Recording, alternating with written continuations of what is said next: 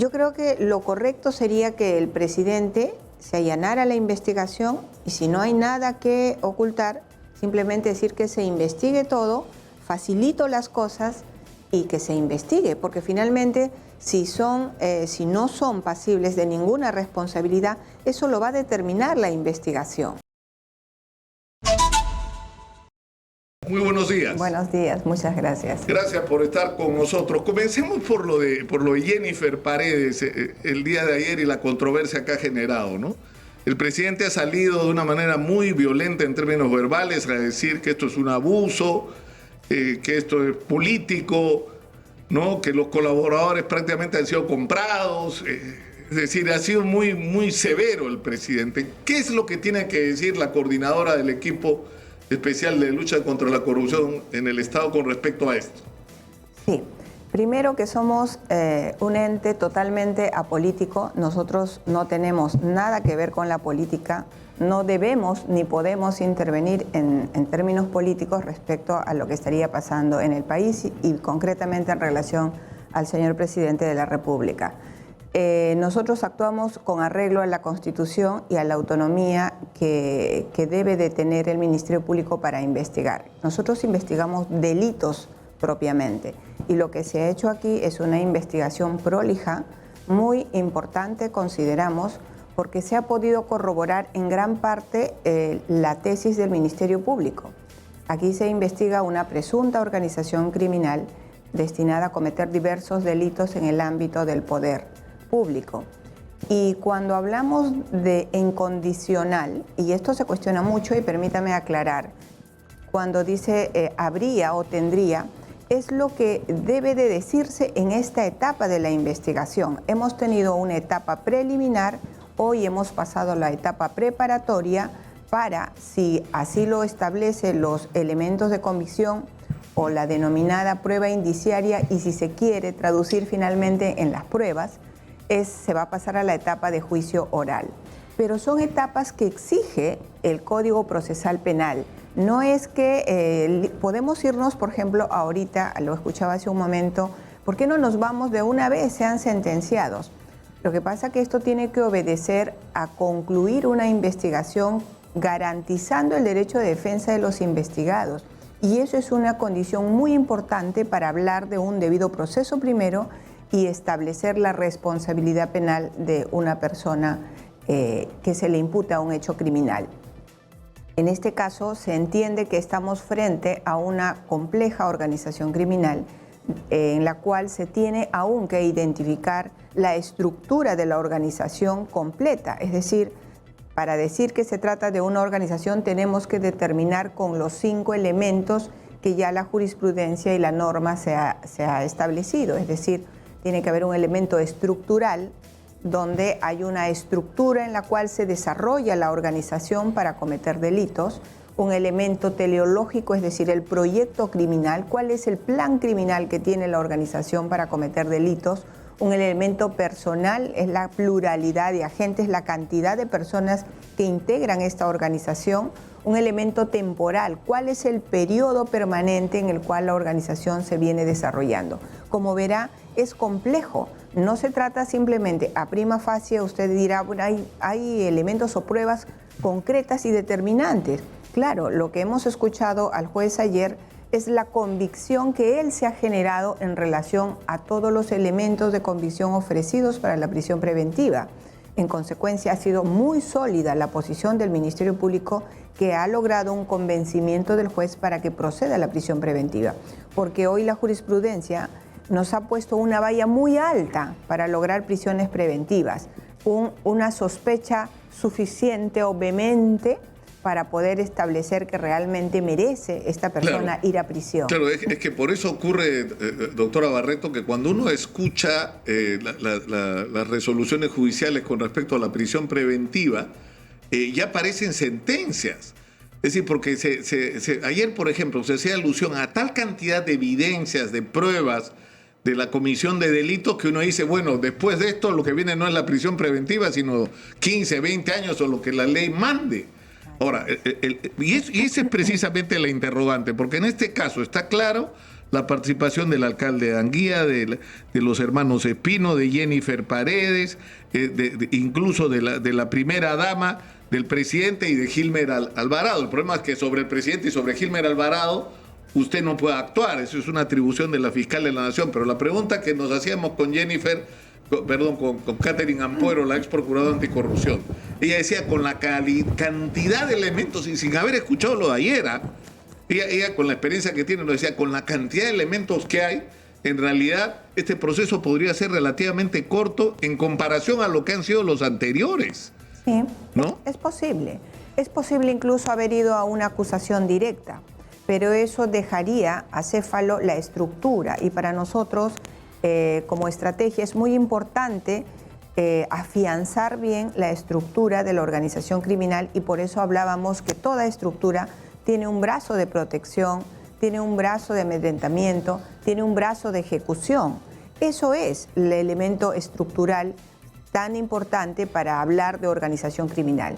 Antes, y hablo de la jurisprudencia, digamos, de hace 10 años atrás, la acusación fiscal simplemente se remitía a que hay una organización criminal donde hay una pluralidad de agentes. Hoy no. Hoy la norma y la jurisprudencia y los jueces también, ya de manera colegiada, exigen que tenga que establecerse para hablar de organización criminal todos estos elementos estructurales. Y me parece muy bien porque en la medida de que se pueda acreditar, entonces estamos hablando de delitos muy graves y en consecuencia la pena muy alta. Y es que lo peligroso de las organizaciones criminales es ese reparto de roles. Es decir, muchos dicen A mató a B, el autor es el que dispara y la víctima es aquel que fallece y la prueba es el cadáver, ¿correcto? Eso es un análisis básico, digamos, tradicional de la investigación. Hoy el crimen ha evolucionado de tal manera que hay un reparto de roles y aquel que puede no haber ejecutado el disparo, pero puede ser aquel que es el que facilita el delito brindando la información de dónde está la víctima para que pueda ir aquel que va a disparar. Por ejemplo, ese otro es autor. Pero si hablamos en la gran criminalidad, aquí encontramos pues una distribución de roles y por eso se habla generalmente de la coautoría. Todos son responsables porque todos conocían lo que se hace dentro de la organización. Y ahí es donde cae casi por sí sola la pregunta de cuál era el papel de Lilia Paredes, la primera dama, y del presidente de la República. Porque, es decir, ¿cuál era el poder de Jennifer Paredes? Ninguno. Es decir, ella no era funcionaria pública, ella no tenía, es decir, ¿de dónde devenía su poder?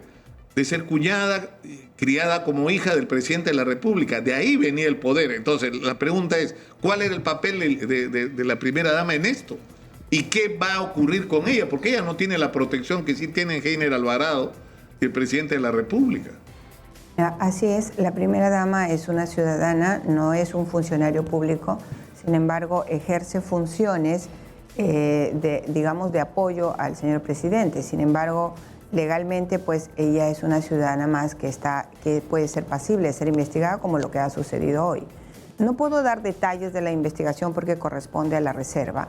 Sin embargo, todo lo que se ha actuado dentro de la audiencia es lo que tiene el Ministerio Público. La investigación no ha terminado, se continúa, hay otros hechos que están en desarrollo de investigación y la conclusión va a ser justamente cuando nosotros ya hayamos afianzado la tesis imputativa, que finalmente se llevará ante el juez, al órgano jurisdiccional, previo a haber garantizado, y eso es una condición que todo Estado constitucional y de derecho como el nuestro tiene que garantizar, el derecho de defensa de la señora Lilia Paredes, del señor presidente y de todos los investigados. Ahora, por lo que usted está diciendo sin decir, digamos, lo que tienen ustedes acreditado es que la señora Lilia Paredes por lo menos conocía de estos hechos, lo que la convertiría en esta descripción que ha hecho usted, lo que es una organización criminal, de que por lo menos sería cómplice de encubrimiento en el mejor de los casos para ella. Pero ¿cuál es la presunción que podría haber tenido una? O sea, no le pido que me descubra la investigación, sino que me dé por lo menos el título. O sea, que ella sí tenía una intervención O sea, no era que conocía lo que estaba pasando, sino que tenía una intervención en que las cosas ocurran como ocurrieron. Claro, es lo que se ha formulado como, ayer, ¿no?, como requerimiento, y el juez lo ha señalado así, en mérito al requerimiento del Ministerio Público y sobre todo a la tesis que maneja. Para la señora se ha pedido una medida menos gravosa, que es el impedimento de salida y algunas restricciones en relación al proceso. Y esto es porque, por ejemplo, para ella no hemos encontrado elementos de convicción que evidencien un peligro de fuga, por ejemplo, ¿no?, que es una condición que nos pone la norma para pedir una prisión preventiva. O sea, puede haber una vinculación concreta y directa con el desarrollo del delito, pero no puede haber elementos para un peligro de fuga, por ejemplo. Y si lo hay, esa medida es provisional, podría variar. Si se descubre que hay un intento de fuga o hay un intento de obstrucción o perturbación a la investigación, pues ese requerimiento puede variar. Ahora, todo esto se ha enturbiado mucho con el incidente del allanamiento y de cerraje a la residencia presidencial, que ha tenido como una de sus consecuencias que el presidente de la República explícitamente le haya solicitado a la policía que saque a Harvey Colchado, ¿no?, que sancione a Harvey Colchado. Y usted ha dicho que esto, como otras acciones y declaraciones del presidente, significan una intromisión o una perturbación a la investigación. Sí, hay mucha perturbación en relación a lo que está pasando con el equipo especial.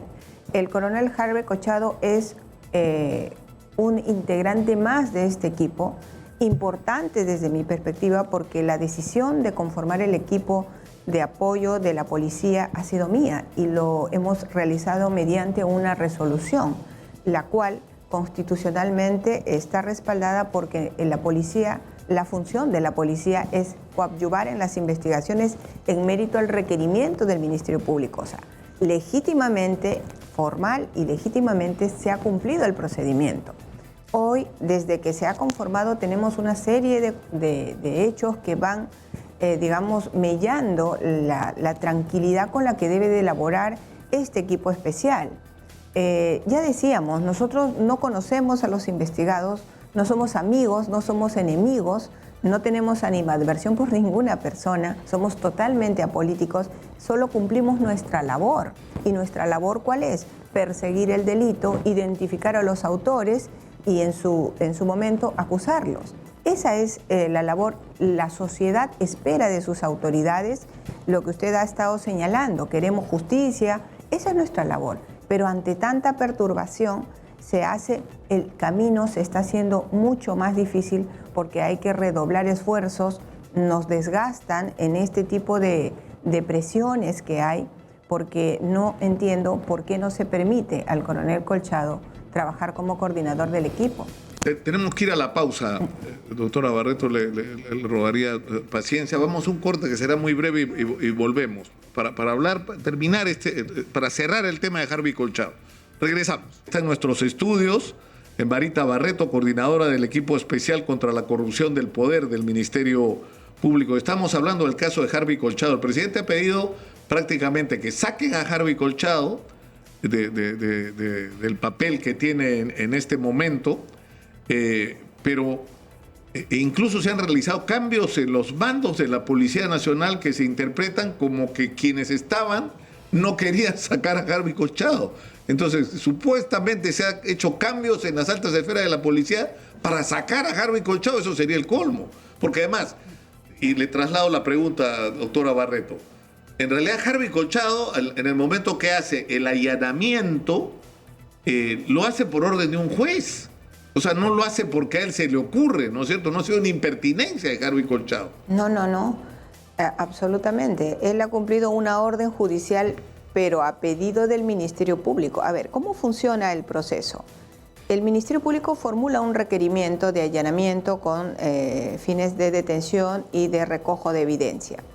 Según la investigación, la señorita tenía 3 domicilios diferentes y se pide por los 3 domicilios. Uno de ellos, conforme también así ella lo ha declarado, era la casa de presidencia, ¿no?, donde indicaba que vivía junto a su hermana.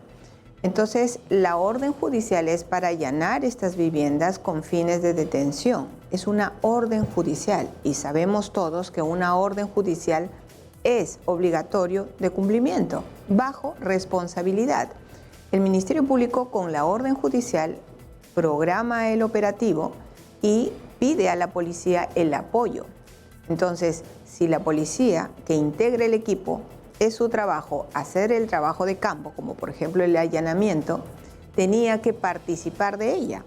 En el acta fiscal, y eso también lo ha referido el juez, ha valorado lo que ha sucedido allí, porque ha habido un impedimento de cumplir una orden judicial por 1 hora y 20 minutos aproximadamente. Se le impidió el ingreso. Lo que sucedió luego es no haber encontrado a la persona, a pesar de que los informes de inteligencia que se hizo, porque siempre para hacer un operativo se hace previos trabajos, a cargo de la policía también, se verificó que efectivamente el último reporte ahí. Es que Jennifer Paredes estaba ahí. De repente entran a la residencia y no está. Así es. Entonces lo que se presume es que pasó pasó de la residencia a las oficinas del Palacio. Tenemos información que se está corroborando. Hay mucha información en Fiscalía que se debe de corroborar. Nosotros no podemos aventurarnos a afirmar hechos que no han sido contrastados o corroborados. Eso es la objetividad y la seriedad con la cual trabajamos.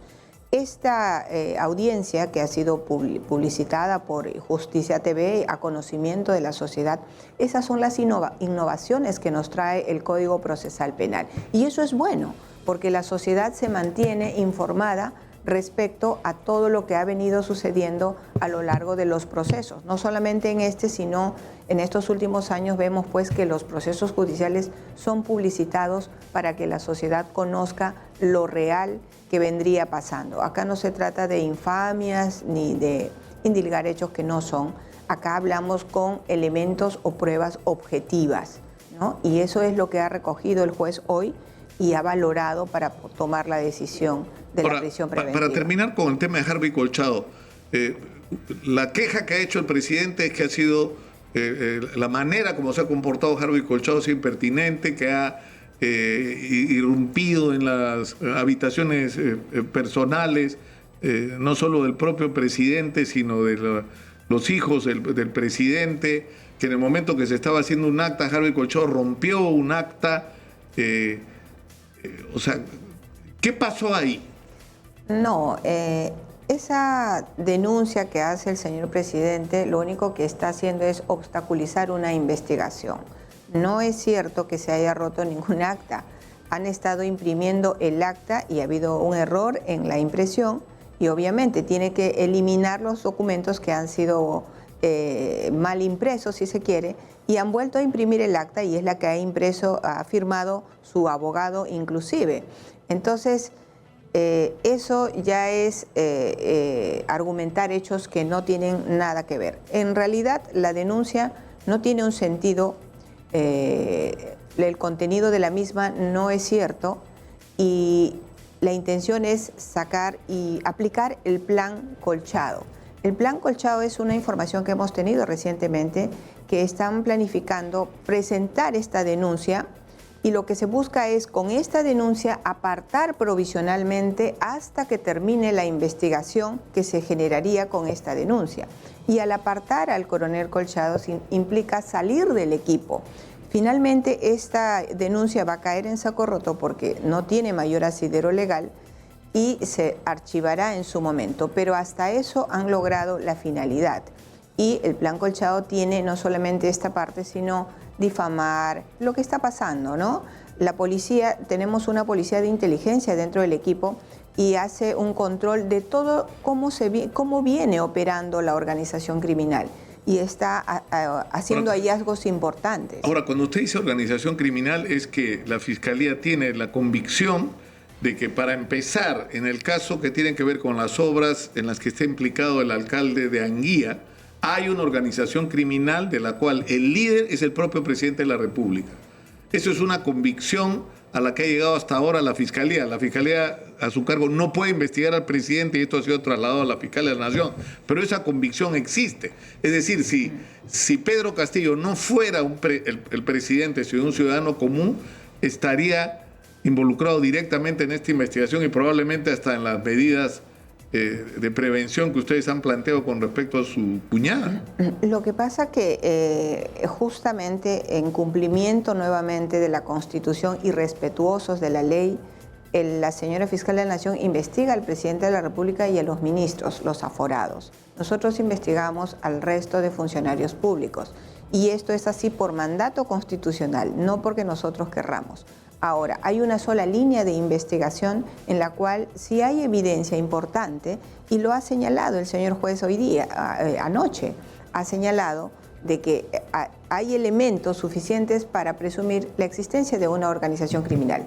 Pero nuevamente vuelvo al primer punto cuando hablamos de la presunción. Hablábamos de los estadios. ¿Por qué se habla hoy de una presunción? Porque así lo exige el Código. ¿Cuándo será que efectivamente se diga que Juan Pérez es culpable o es responsable o es autor del delito?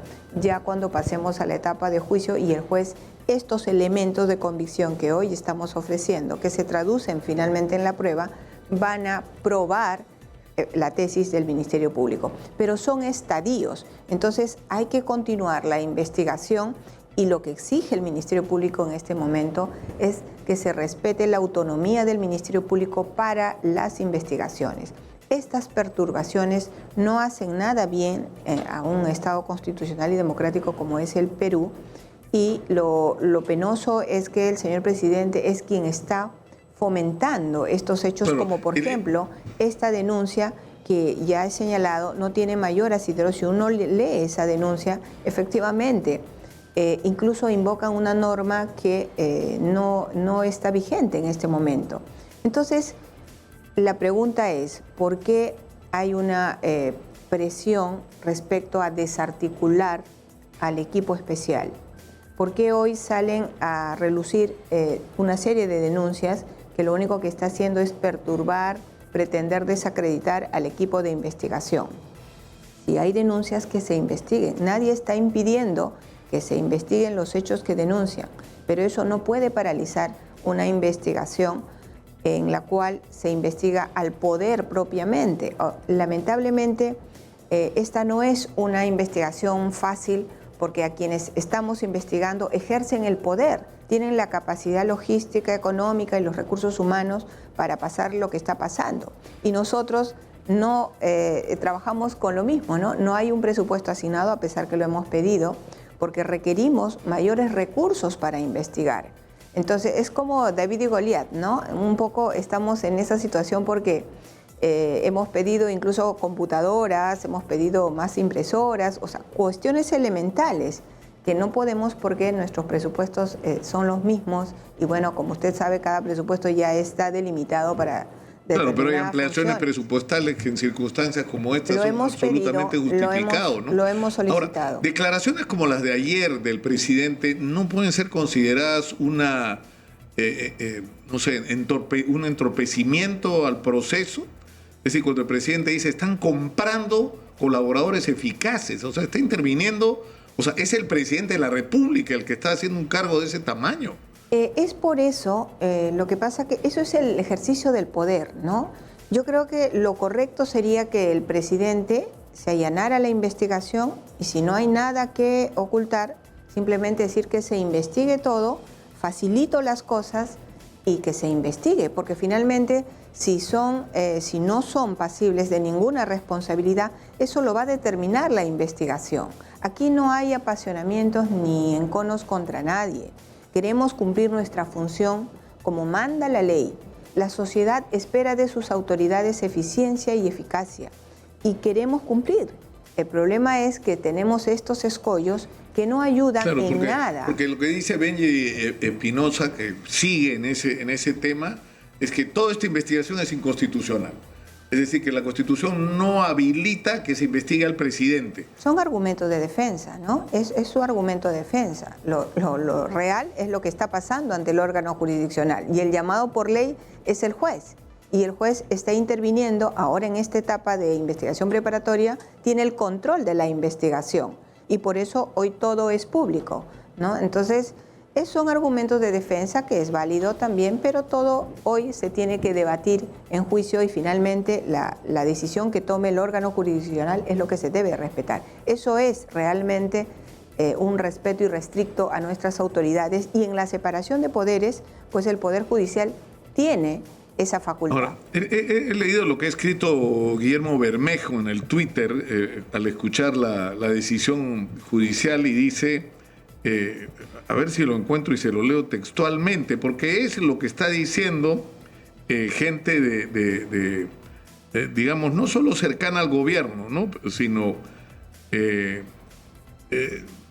digamos, lo que dice es esto: si le dieron 30 meses por supuestos, ¿qué esperan para encarcelar a Keiko? Y los de Odebrecht y los del Club de la Construcción, ¿para cuándo?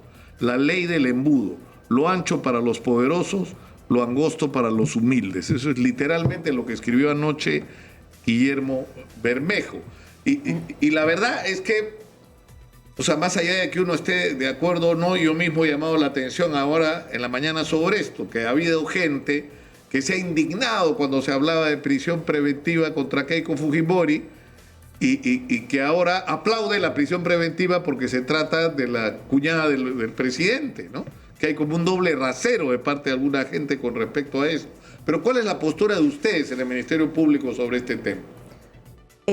Bueno, en temas políticos no podemos opinar, son, digamos, en conversaciones de chinos no podemos ingresar. Sin embargo, tenemos que regirnos sobre lo que hay. Son investigaciones que está a cargo de otros equipos también especializados y ellos conocen mejor que yo la investigación. Lo que pasa es que ver desde fuera a veces es bastante subjetivo.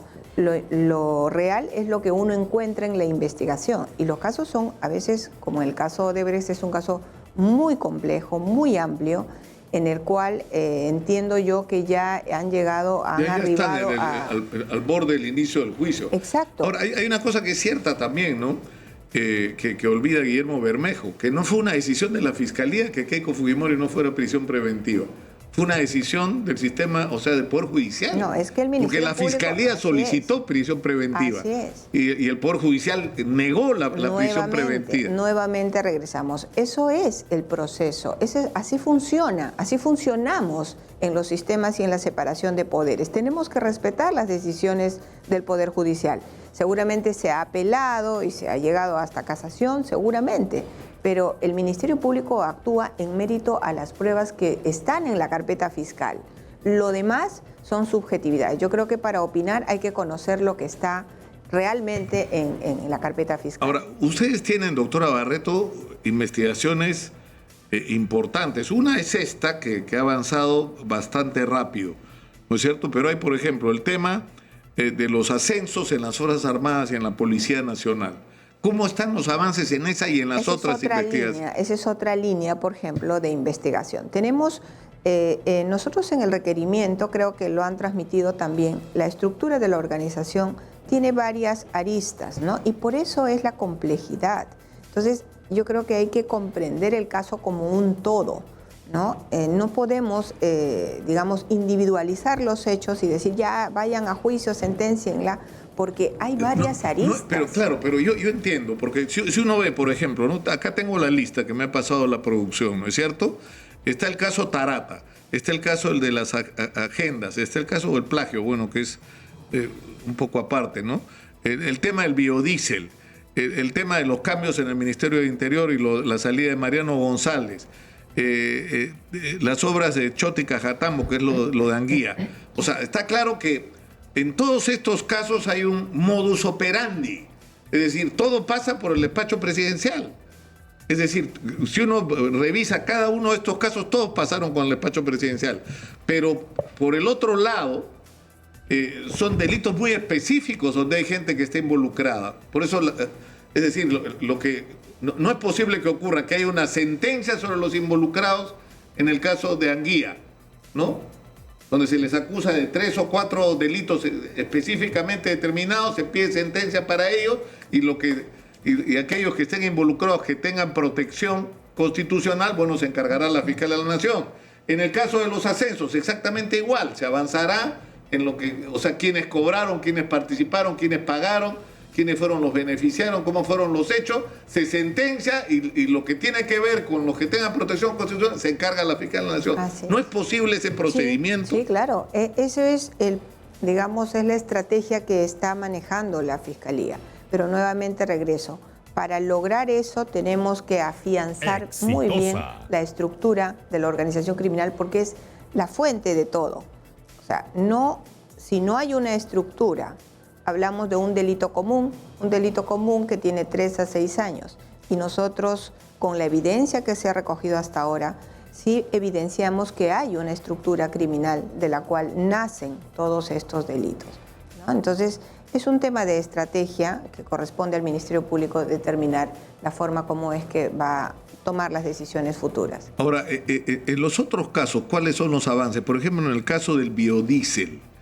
El asunto en el caso del biodiesel está bien, por lo que he leído, básicamente claro, ¿no? Es una investigación que lo tenía la doctora Cesenarro, está avanzada, ya está en investigación preparatoria.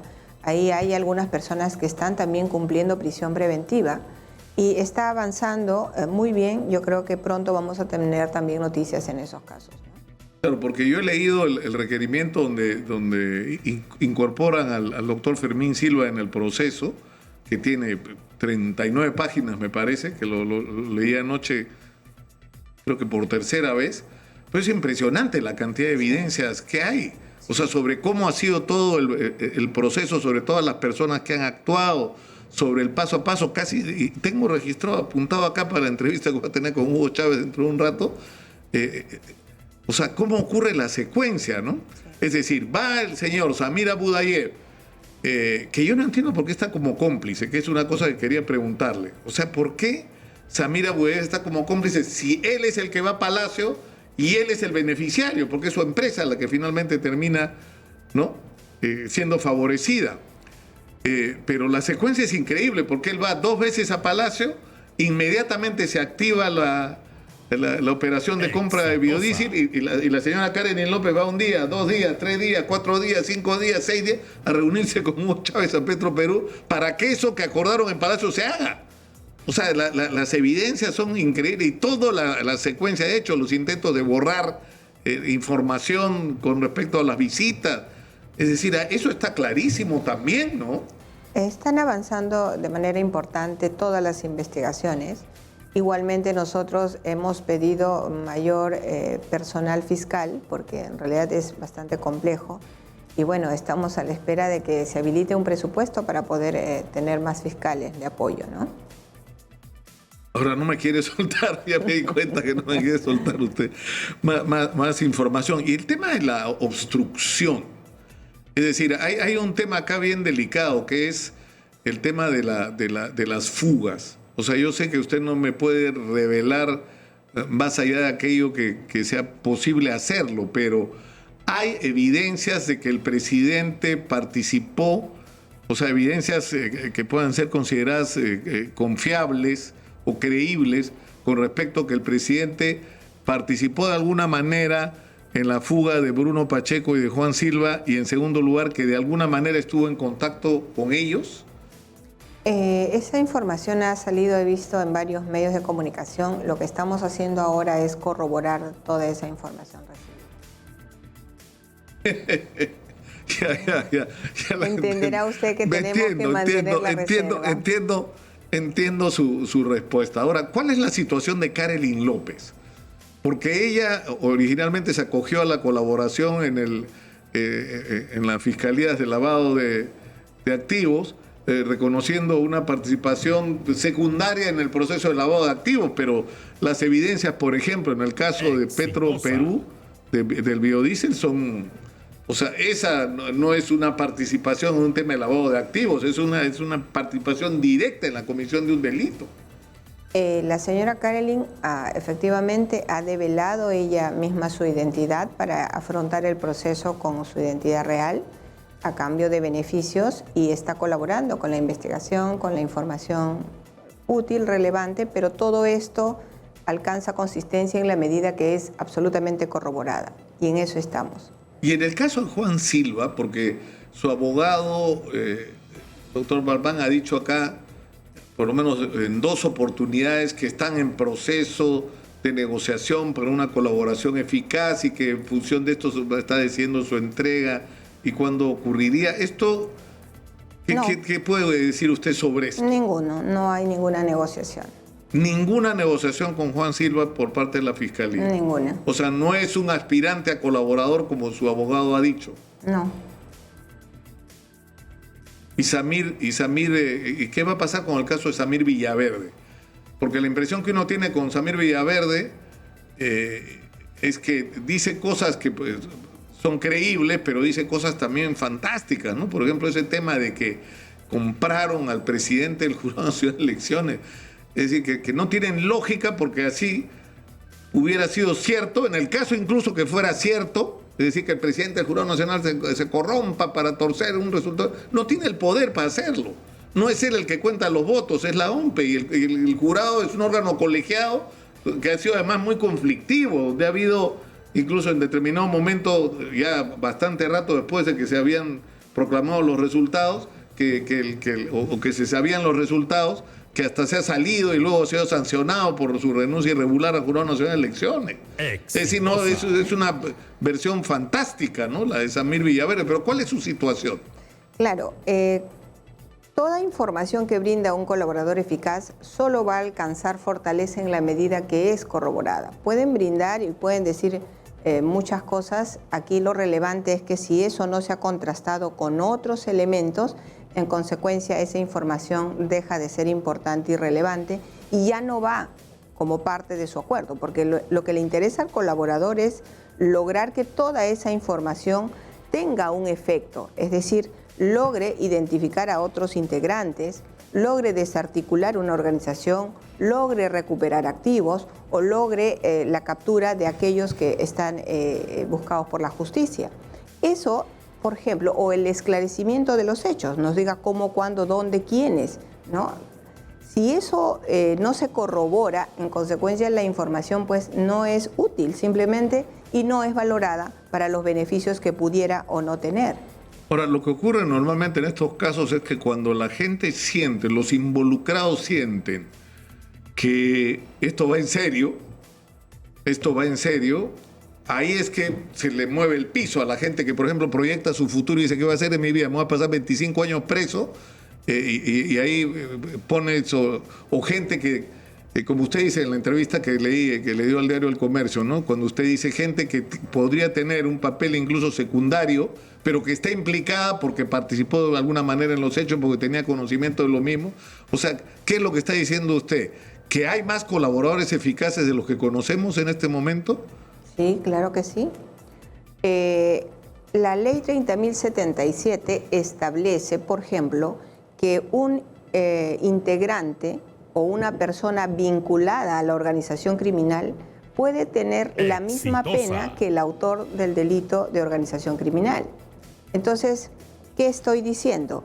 Por eso la importancia nuevamente de estructurar bien quiénes conforman y cuál es el rol y función, cuál es el modus operandi con que esta organización criminal opera, ¿no?, en el aparato estatal, ¿no? Lo que se tiene aquí es que habrían tomado el poder para desarrollar diversos actos ilícitos. Y esto no es nuevo. Lamentablemente. Claro, esto ha sucedido a lo largo de la historia. El tema es que recién hoy se ha podido investigar a un presidente de la República y se está permitiendo llegar a saber la verdad de lo que estaría pasando ahí dentro. Entonces, esto, como usted sabe, se han denunciado muchas veces en otros gobiernos, pero nunca se ha podido investigar. Y si hoy queremos saber la verdad, creo que se debe de respetar y hacer respetar la autonomía y la institucionalidad del Ministerio Público. Nosotros tenemos el compromiso de llegar a la verdad y lo único que deseamos es que el señor presidente también respete la investigación y a los funcionarios que integran el equipo especial a efectos de que se llegue a la verdad.